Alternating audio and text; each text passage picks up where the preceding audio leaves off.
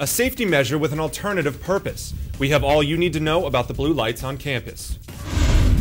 I'm Katie O'Brien. Coming up, college students running for a cause and getting a little messy doing it. The Summer Olympics are just 100 days away. Find out who from Elon is going across the pond. I'm Sophie Nielsen-Colding. And I'm Jason Puckett. Phoenix 14 News starts right now.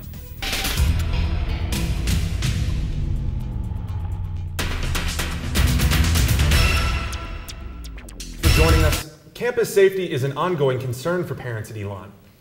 And Elon tries to keep students safe with the blue lights scattered across campus. Mallory Lane is live in McEwen parking lot. She has more on the additional purposes of those blue lights. Mallory? That's right. There are 26 blue lights just like this one located across campus for student safety. But with today's updated technology, some people say they may not be as necessary to have around campus. Most of the blue lights, as a matter of fact, all of them are in parking lots.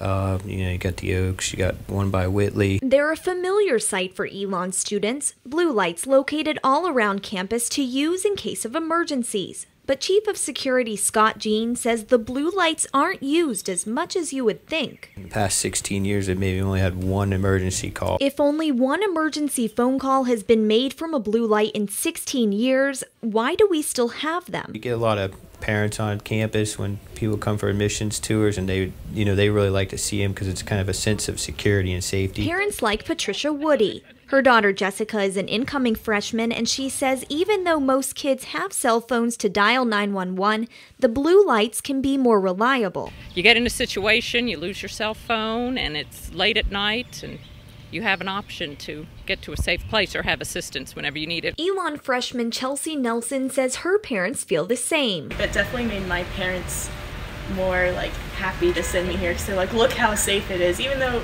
it's only been used once, it still makes it seem more safe. To purchase and install one blue light, it cost the university about $6,000. With 26 blue lights currently on campus, that means the university has spent about $160,000 on the blue light system. But freshman Alexei Sekmakis says you can't put a price tag on personal safety. Safety should always be a priority, especially on a college campus when so many things can happen. A sense of security and safety is what Jean says is the most important reason for the university to keep them around. Knowing that there is a close phone available if somebody doesn't have it available to them if they're in need in the parking lot, so they can call to our office and we can dispatch people to the location. I spoke with Elon Telecommunications Manager Mike Thompson, and he says that 2 additional blue lights will be installed for next year at the station at Mill Point. For now, we're live in the McEwen parking lot. Mallory Lane, Phoenix 14 News. Thanks, Mallory. A student organization at Elon is taking on a humanitarian crisis half a world away.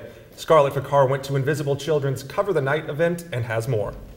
For 4 years, the Invisible Children organization has been fighting to end Uganda's civil war that started in 1986. Elon's Invisible Children chapter planned several events last week, including Cover the Night. We basically just raise awareness about the atrocities in Uganda and in Central Africa, and just really bring about Joseph Kony as a rebel leader and call him out on all the things he's done. According to InvisibleChildren.com, Joseph Kony and his followers have kidnapped an estimated 30,000 children in Uganda alone. Those children are supposedly used as sex slaves or fighters. Elon's Invisible Children group is looking for help. Hopefully just get the school to support us in our goals, and which is to indict him in the International Criminal Court and just to arrest him and put him away. And then we hope that taking him out and his top commanders will eventually lead to the disarmament of the LRA. Cover the Night is a national event for people to spread the word about Kony by putting posters everywhere.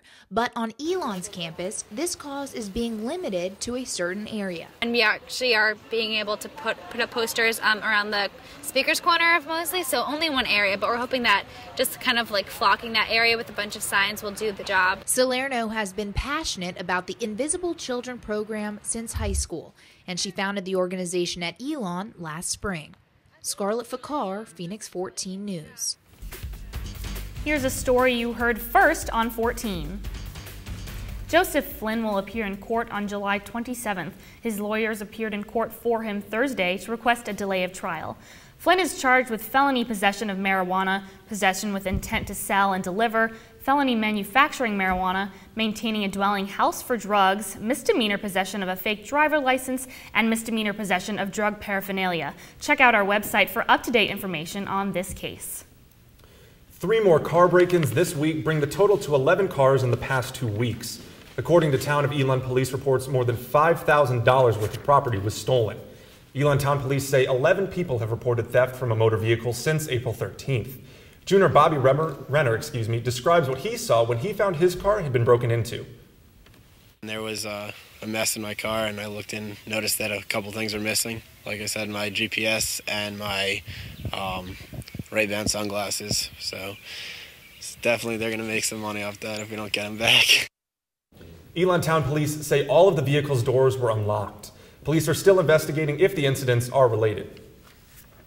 2 men were reportedly assaulted just down the street from campus at the Fat Frog Bar and Grill early Saturday morning. Elon police were called to Alamance Regional Medical Center around 4 a.m.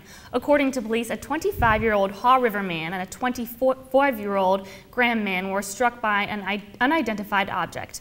Both men were treated for facial injuries and released the same day.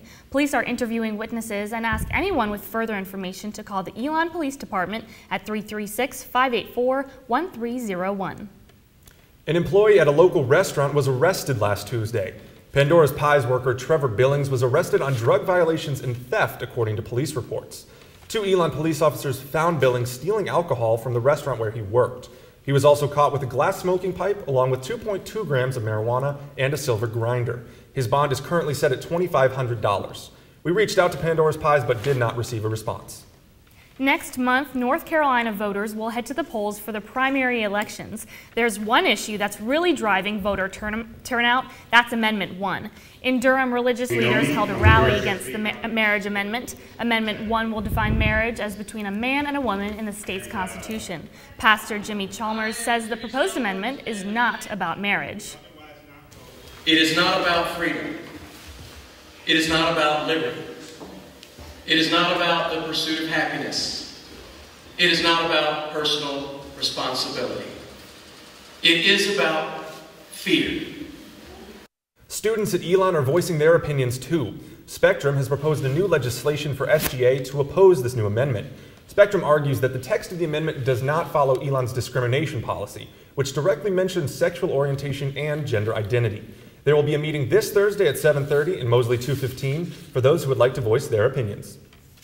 If you'd like to get your voice heard on the issue, Spectrum will provide rides to early voting starting Thursday the 26th.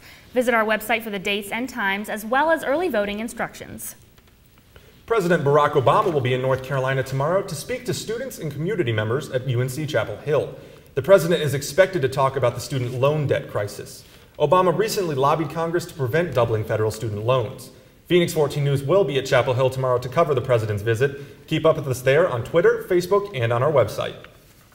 With the price tag that comes along with a college education, students expect to have a job to show for it. But some college students are finding it difficult to get a job right after graduation. According to the Huffington Post, technology improvements are starting to replace mid-level jobs, making it difficult for students to find their first jobs. Last year, about 50% of bachelor's degree holders under 25 years old were jobless.